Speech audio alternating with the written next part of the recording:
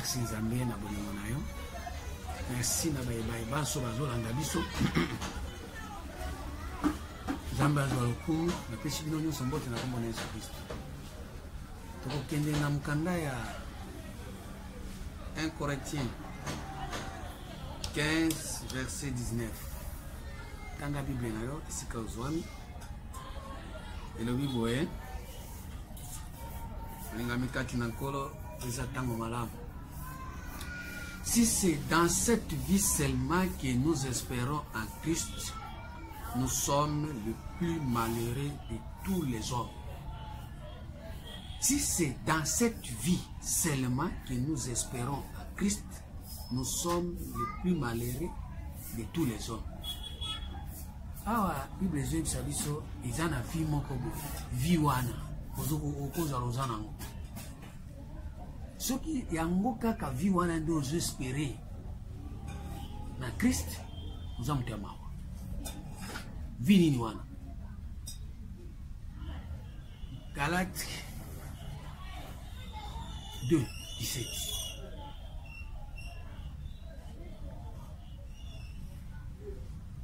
Le Bible.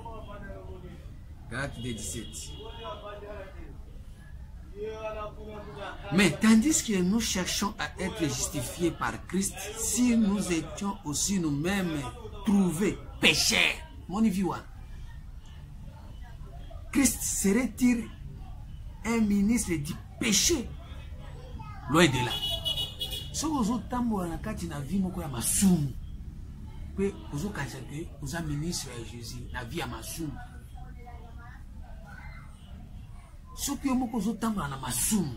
Mais si tandis que nous cherchons à être justifiés, Jésus a justifié, mais à justifier, vous avez la vie à masumu. Vous avez la vie à masumu. Est-ce que Jésus a un ministre à masumu? Azamu konja masumu ki akumba bato masumu boya tokende masumu boku misanga na masumu kino bato masumu boku misanga soki ezavi wana ndio ozomene oza utu ya mawa eka bato nyonso. 1 Timothée 5 verset 6. Nzambe ayebi soso saka na Nzambe Nzambe ayebi soso saka na Nzambe Nzambe comme ministre bato masumu. 1 Timothée 5:6. Mais celle qui vit dans les plaisirs est morte quoique vivant. Mais celle qui vit dans le plaisir est morte quoique vivant. Ozotamba na masumu, ozozo ape plaisir na masumu. Oza mukufi atandengo oza na bomo wana. Oza déjà mukufi. Puisque kufeza kumona na parti ya kuzanga Yesu. Bomo eza na Yesu. Kuzanga Yesu za kufa. Mutu nyonso azanga Yesu za kufa, azaliwa, azebembe. La vie c'est mieux que Jésus. Totalement Jean. 1 Jean. 1 Jean. 5:12. Et pas Nzambe, pas famille nao, vie Zambon, Zamsala. Nous on peut savoir le quoi. Mais pas Nzambe, vie encore. Celui qui a le Fils a la vie. Celui qui n'a pas le Fils de Dieu n'a pas la vie. Mon place Jésus. Mais ce que aux autres temps on a vie à masumu. Nous osons croire que Jésus a ministre à masumu. Nous avons tu amawa koleka batu nyonso. Ya monde sigoyo. Nous avons sabi makamba 3e testament pour que bolongwa bakufi. Nous avons kufi. 1 Pierre 4 verset 5. Et la Bible.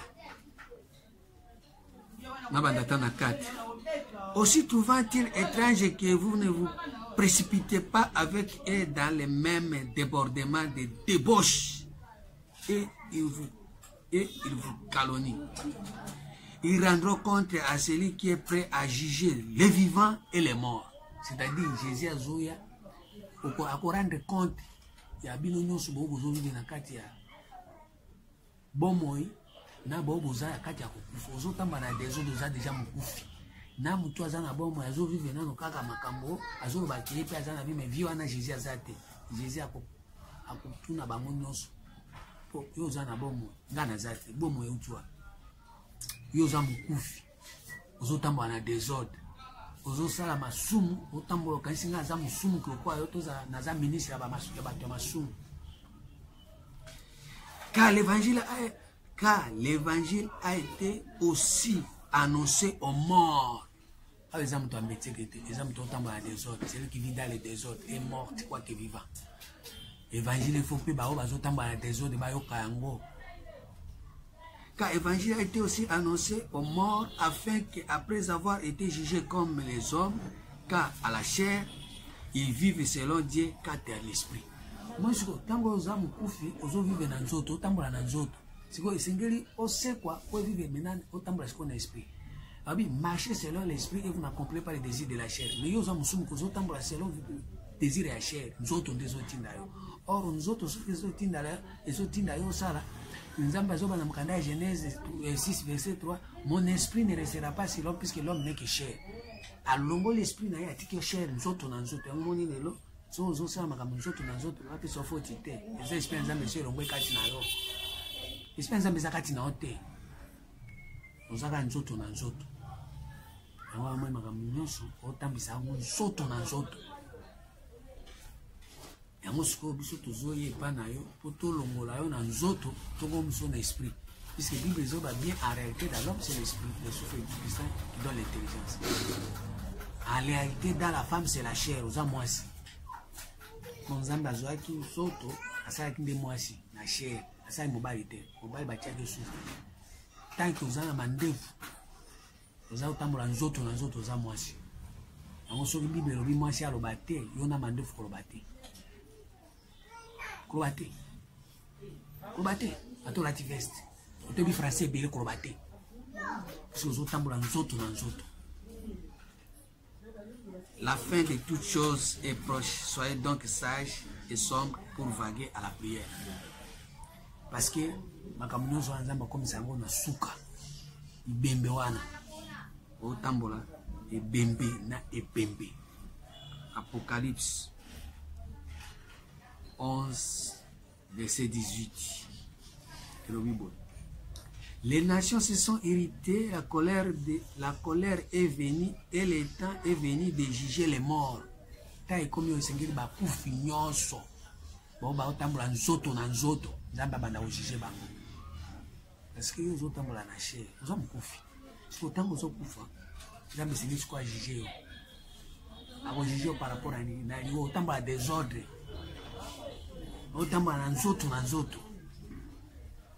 Tu conçois les choses de Dieu charnellement et tu mets en pratique charnellement.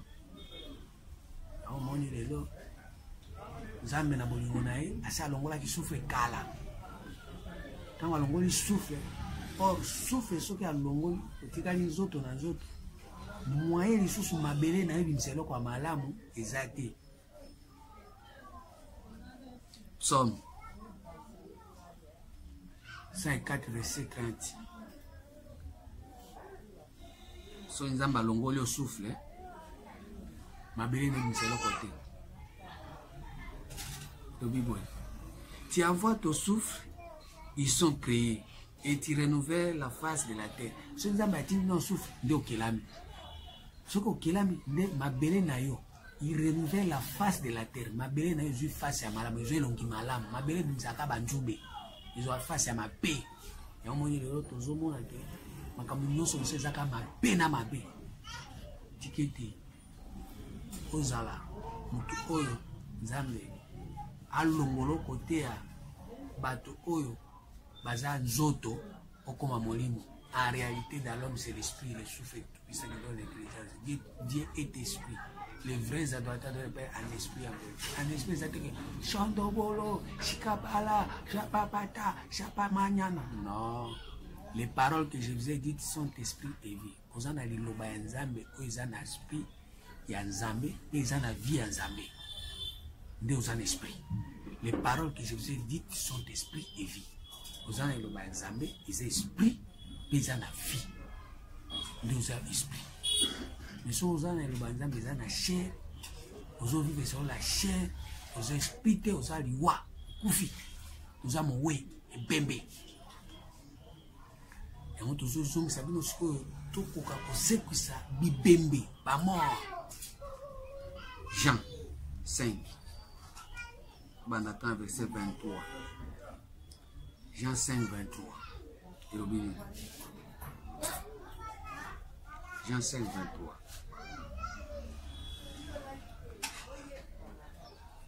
Na 21. Car comme les pères ressuscitent les morts, ndenge tata azosekwisa bakufi, yo mukufi uzokanga uzotambola désordre oza mukufi. Ndenge tata azosekwisa bakufi, car comme les pères ressuscitent les morts et donnent la vie, ainsi les fils donnent la vie à qui il vit. C'est-à-dire toujours est-ce que Jésus-Christ appelle ça une vie. Si dans cette vie que nous espérons en Christ, nous sommes les plus malheureux. Pour le monde, vie à l'esprit, on a malheureuse, on a malheureux, on a des autres. Et c'est que Christ a ce puissant. Et c'est que le Fils a ce puissant. Car comme les pères ressuscitent les morts et donnent la vie, ainsi le Fils donne la vie à qui il veut.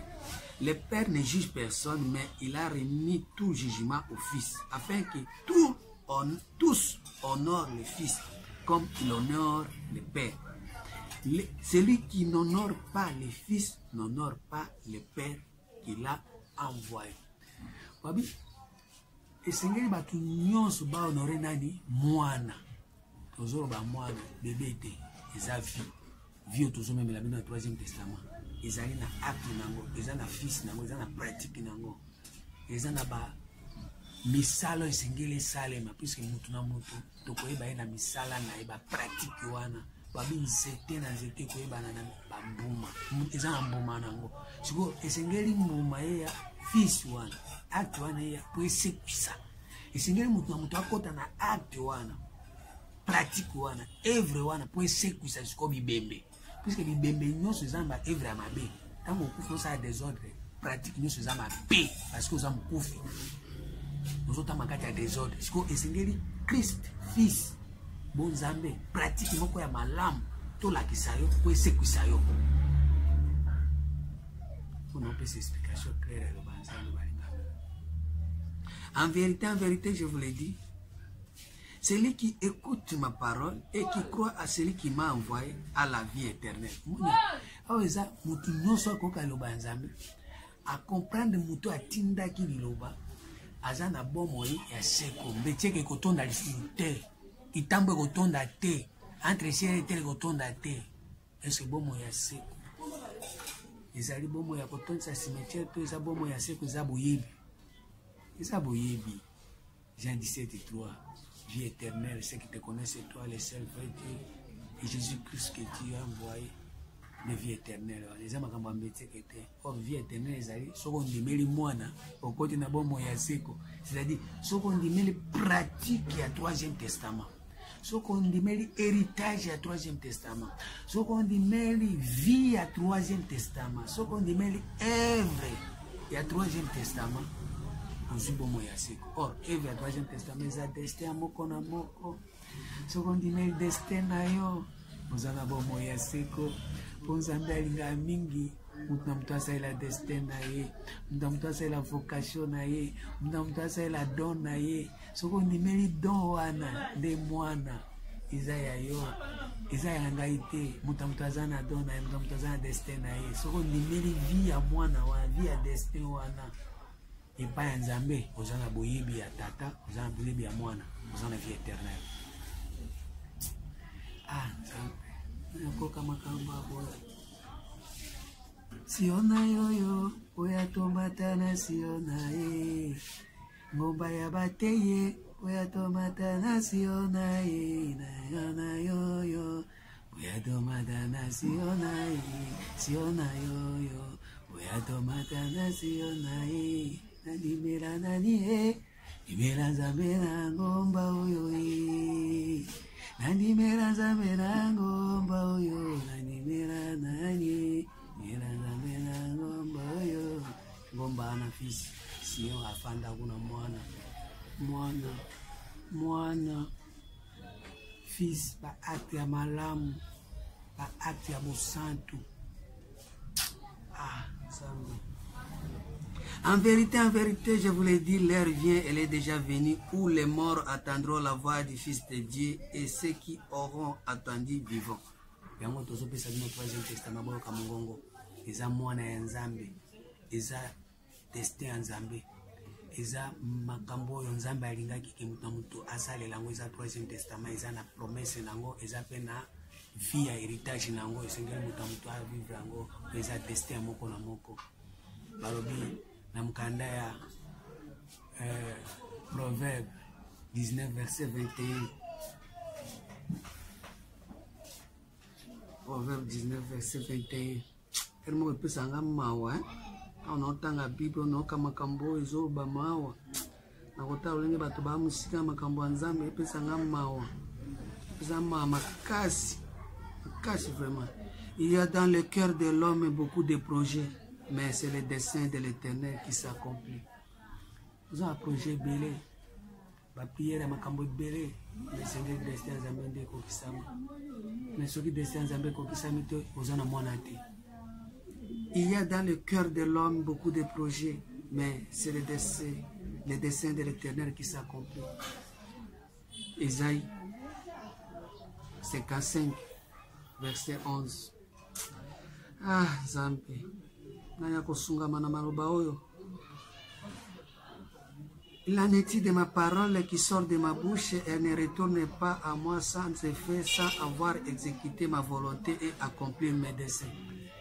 Nzambe nde azoloba biloba na soki ye eyaka kaka po ete ekokisa dessin na ye, ekokisa volonté na ye. Volonté wana eza mwana ya Nzambe, volonté wana eza vie ya bonzambe. Or vie ya bonzambe wana esengeli mutu na mutu asekwa avivre yango. Tozonga na mukanda ya Jean 5:26. Ah, Nzambe sunga Nzambe 5:26. Batumso bazoyinanga likolo ya liloba oyo, car comme le Père a la vie à lui-même, ainsi il a donné au Fils d'avoir la vie à lui-même.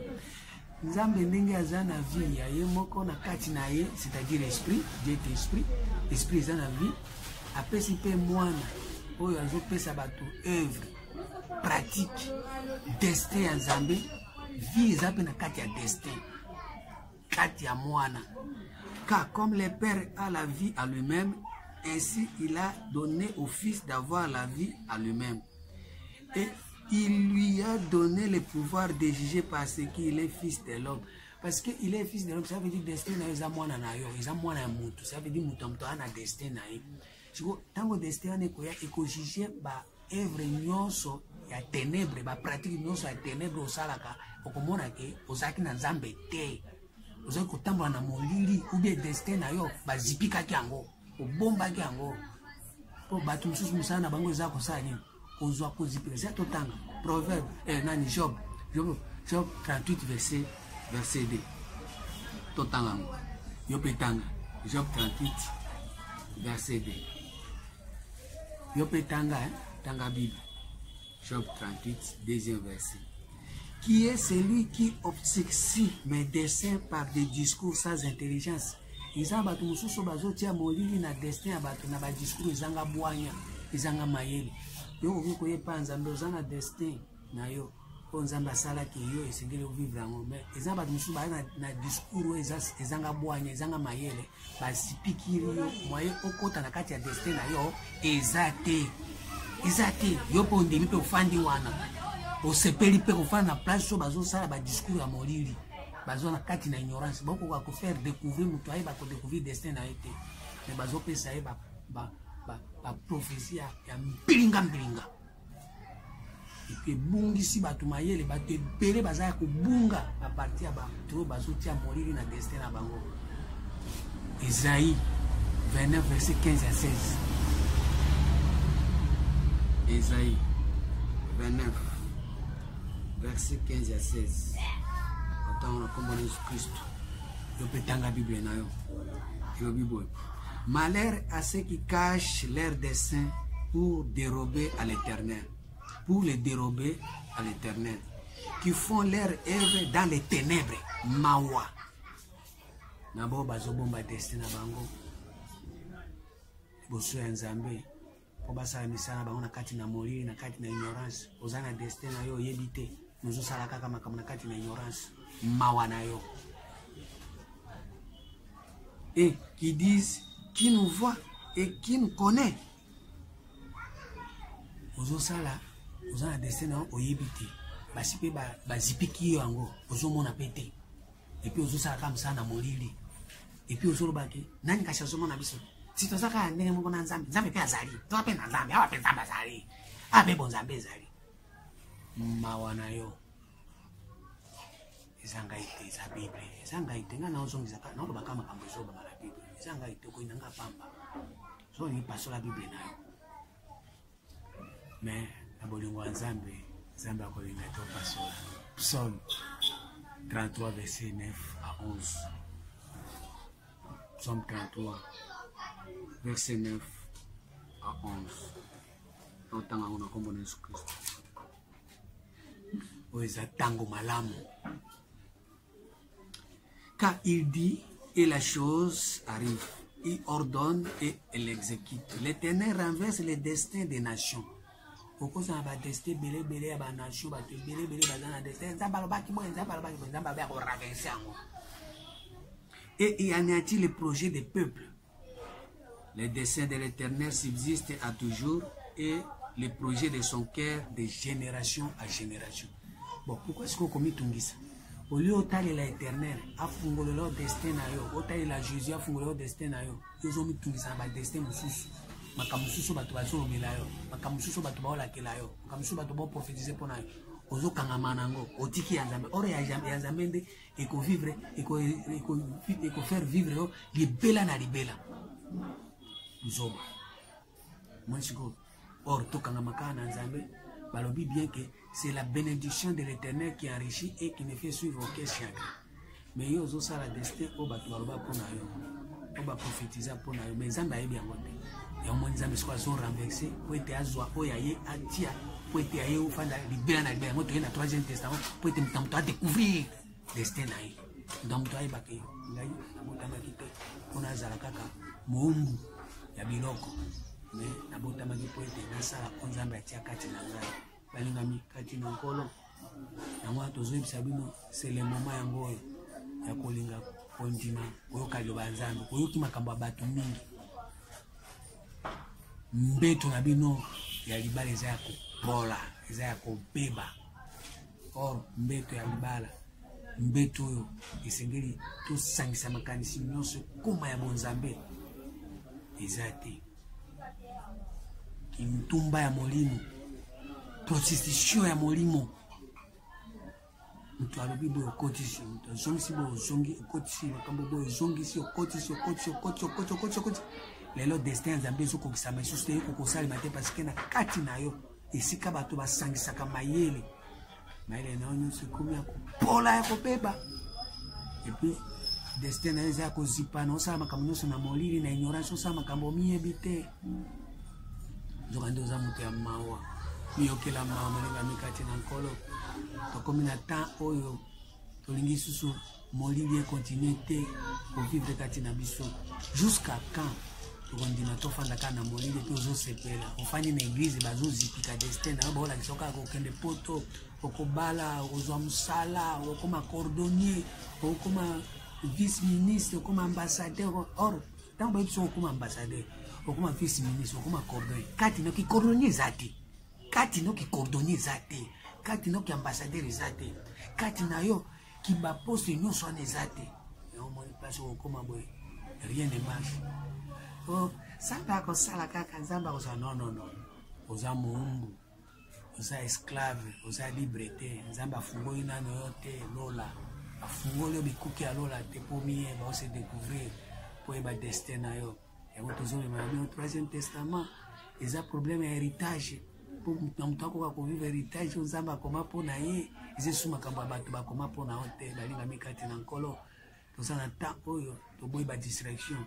So bongo koka lobo bondimi lobo tato nga naza na problème te nazo kwa sentinelle nazo bimisango ono Nzambe atie kati na ngai nakangi yango pendant 8 ans mais lelo na bino kofanda esu boye te yango na memeli bino Troisième Testament po ete boyeba vérité po kanda ya Nzambe esi etelemi, kanda ya Nzambe etelemi. Natangeli bino nakozongelaka version wana mpe tout le temps. Romains 1 verset 18.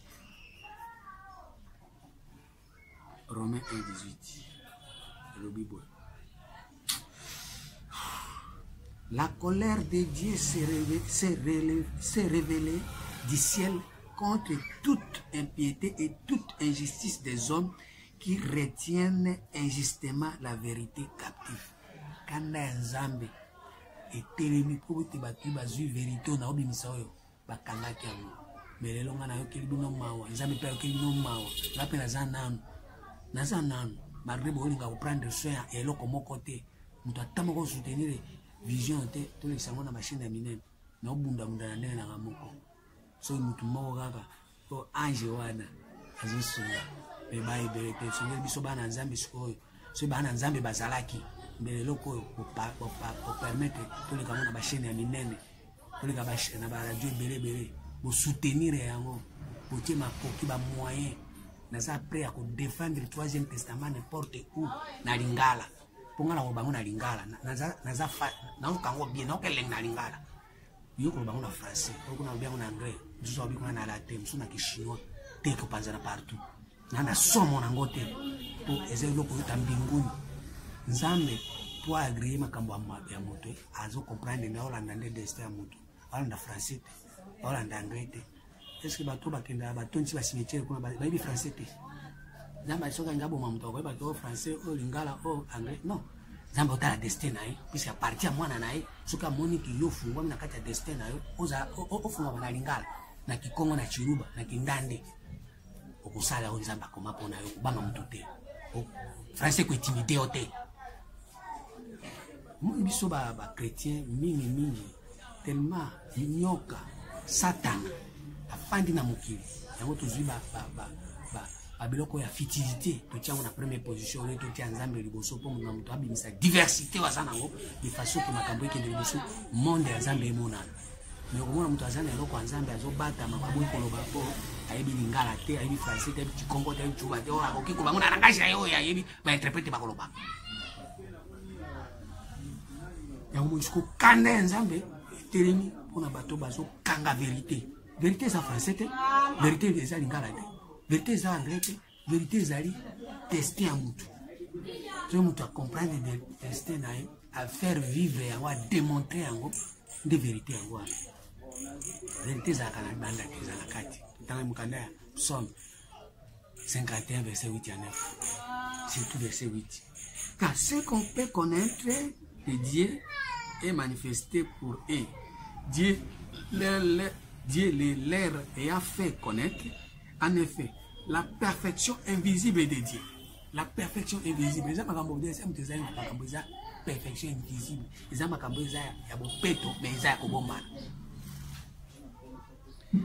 Sa puissance éternelle et sa divinité se voient comme à l'œil. Ça veut dire,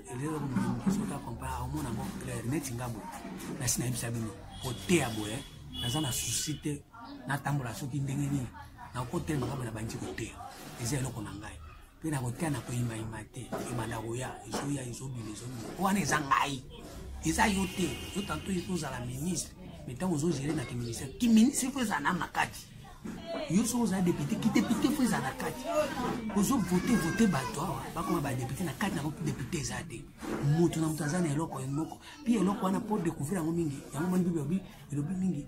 Cherchez premièrement les royaumes et la justice de Dieu. Les royaumes c'est quoi? Et le koyoza capable à régner le colonango des royaumes langoana. Ça veut dire destin na tu es capable à régner après bakinga destin na yango. Ngamoko na zo régner, ngamoko na zo faire vivre au ngana ndio. Aïe aïe. Ah Mungu abapendo na atasikia maneno namna hii. En effet, la perfection invisible de Dieu, sa puissance éternelle et sa divinité se voient comme à l'œil.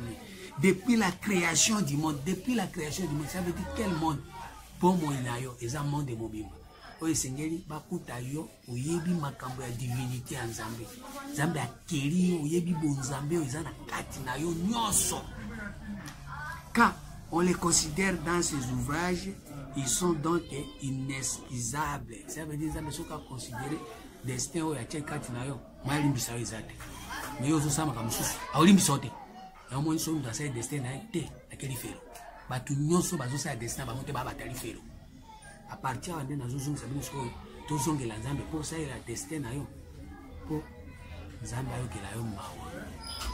abanda ko excuser po soko zonge destin na yo nzamba ko excuser mais atane na oloba bo so ozana na temps ya koumela ya kofanda ya koumela na mokili o reconnaître que nzamba cheke loko boy kati na ngai o tie crainte ya nzamba koti na kati ya 3e testament nazo tangisa yo bible ozo yoka omona pa kubanga nzambe koti o se débarrasser na vieil homme mutu ya kala ondimi kosekwa na makambo ya sika na vie nouvelle o ezosalela destin na yo.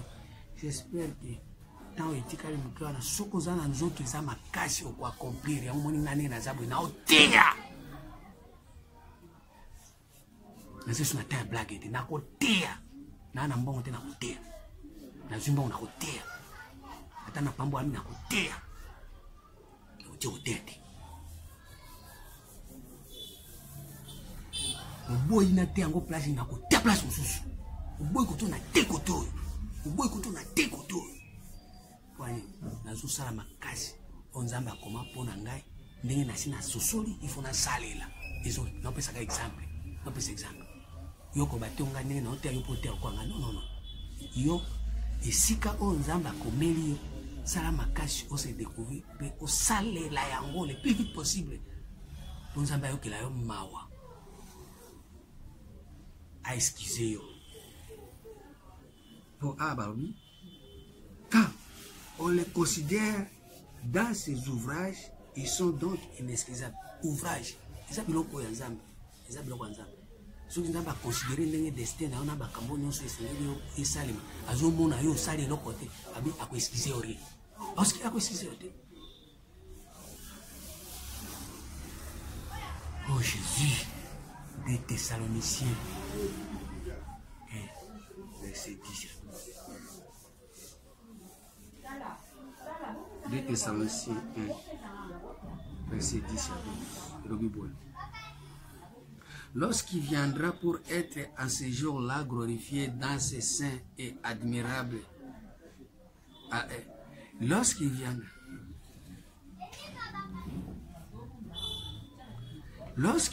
Naotanga 2 Corinthiens 1 verset et 2 Thessaloniciens 1 verset 12 et verset 10. Lorsqu'il viendra pour être en ce jour-là glorifié dans ses saints et admirable, dans tous ceux qui auront crié, car notre témoignage auprès de vous a été crié. C'est pourquoi aussi nous prions continuellement pour vous afin que notre Dieu vous juge digne de la vocation et qu'il accomplit par sa puissance tous les destins bienveillants de sa beauté à l'œuvre de votre foi. Tous les destins pour nous sans amba komela akokisa yango pour na œuvre na ye ya kondima na yo pour sali la ye pour que le nom de notre Seigneur Jésus-Christ soit glorifié en vous et que vous soyez glorifiés en lui selon la grâce de notre Dieu et du Seigneur Jésus-Christ. Yo pe sengeli a destin œuvre ozo sala. Yo pe fo ba mona neni ozo kota na kati ya gloire wana. Neti ngabu. Makambo na kotea yango na kotika yango atale lo lobi na tie mutu na se bo kotika la nango. Et puis ba ba koya na simu. Ba koyeba kinzamba solo. Manga bino boza ba ingrédient. Pour le changement te. Prenez toujours au compte dans la carte, la première alliance, la deuxième, troisième, mais génération à venir. Bakoye bakiweza makambo ya mbinguni. Namba yo kabala ayo kila baoba bakoyo kama kamboma. Namba alimbisa bango kwa pesa wana kwa kumeta pratique la destin na bango. Etika la bona kombo Yesu Kristo. Amen.